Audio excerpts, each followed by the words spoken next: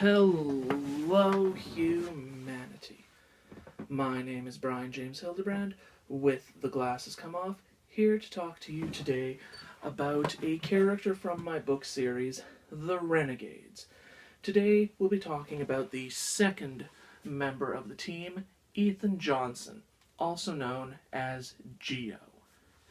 Now, Ethan has had himself a very difficult life. The eldest son of supervillains Strongman and Dynamite, his life has not been very good. His father was the popular jock in high school who went on to do nothing after high school and kind of resents and hates his life for it, and Ethan often ended up being a source to target that resentment. Ethan's father would regularly beat him, and when Ethan's younger siblings came along, Ethan did the best he could to always take on the beatings himself so that his younger siblings would never have to take them.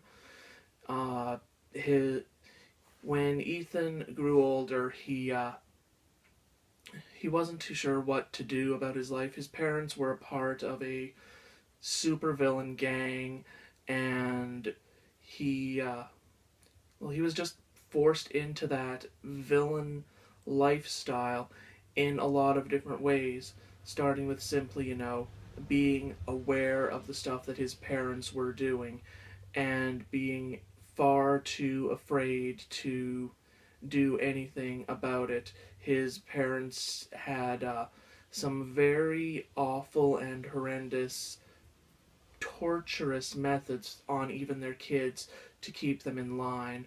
Uh, Ethan, of course, taking the brunt of everything to make sure that his siblings were okay.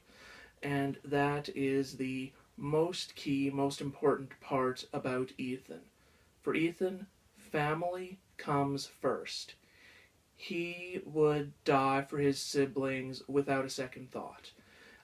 His siblings, Julia, Mike, Whitney, Tiffany, Nate, and Brad, he is more protective of them than, than you'd even expect from a standard, sibling relationship. He fights for them, he would die for them, and he became a criminal to support them.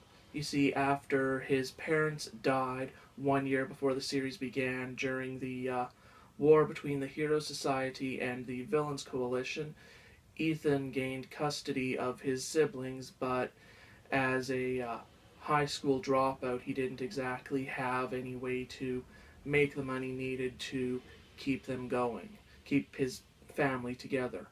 That's when Zach O'Brien, also known as Blaster, the leader of the supervillain gang, the Thugs, showed up. The Thugs were the gang that Ethan's parents, Strongman and Dynamite, had been a part of, and Zach discovered that Ethan had powers and offered, or more like forced, Ethan to join the gang. And Ethan reluctantly did it to get the money to support his family, but he wasn't willing to take more than was absolutely essential. They have no TV, no computers, no cell phones. They just have a house to live in, beds to sleep on, food to eat, and honestly, nothing else, because Ethan doesn't feel right taking that money. Well, he didn't, anyways. About a month or two before the start of the series, the leader of the Thugs, Zach O'Brien, was arrested by the Hero Society in a failed robbery by the Thugs. And in that failed robbery, Zach kind of served as the distraction and sacrificed himself so that all of the other thugs could escape. But this meant someone else had to take over the gang, and unfortunately that was Steven, also known as Climat. And Steven was a psychopath.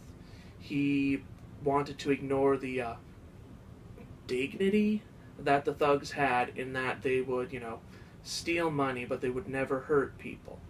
And so Ethan found himself kind of stuck working for a psychopath who had no issue with hurting or killing people in order to get what he wanted, all because this psychopath knew who Ethan truly was, and if Ethan's identity was revealed, Ethan was going to, lose his family. In the first book in the series, in basically chapter 1, Ethan shows that there is a line that he won't cross to try and maintain his innocence so that he can stay with his family, and that is killing someone himself. Ethan refuses, and he ends up leaving the thugs, something he had always wanted to do because he never wanted to be a part of this criminal life, and in all honesty, he never wanted to be a hero. He's not particularly fond of the fact that he even has superpowers, and he honestly wishes that he didn't, that his parents hadn't, so that he and his family could lead a normal life. And in all honesty, the biggest reason that he's a member of the Renegades is because his younger brother Mike, also a member of the Renegades, convinced him that that if we have the power to help people, we need to. That how would you feel if, when your siblings were in danger, that there wasn't anyone there to help them? You could be that person who helps someone else who doesn't have the strength to help someone. And that convinced Ethan, reluctant though he might be, to try and be a hero working with the Renegades. Through it all, Ethan may not be the smartest person. School was definitely not his thing, but he is a bigger, stronger guy. He's a good physical worker, and although not book smart, he has a sense of wisdom and life experience that not a lot of people his age have. He's more so than any other member of the team, he knows how to read how people feel. Claire may be able to read people tactically. He can read people emotionally. He is the first renegade to be able to tell when any of the other members of the team are feeling sad or distressed or unhappy, and he will try and do that. Over the course of the series, Ethan is going to start feeling that that it's not just his siblings that are his family, that his fellow renegades are family too.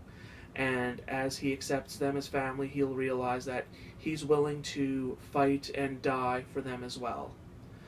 One last thing before we go about Ethan, though. Ethan's parents were killed by the Hero Society during the war between the Hero Society and the Villains Coalition.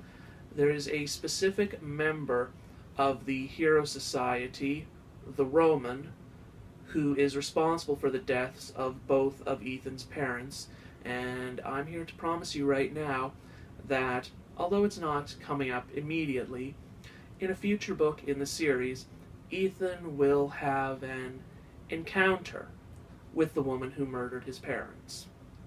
And I hope you'll be looking forward to that. This has been another video by me, Brian James Hildebrand, at The Glasses Come Off. I hope you enjoyed this insight into Ethan, aka Geo. Goodbye, humanity.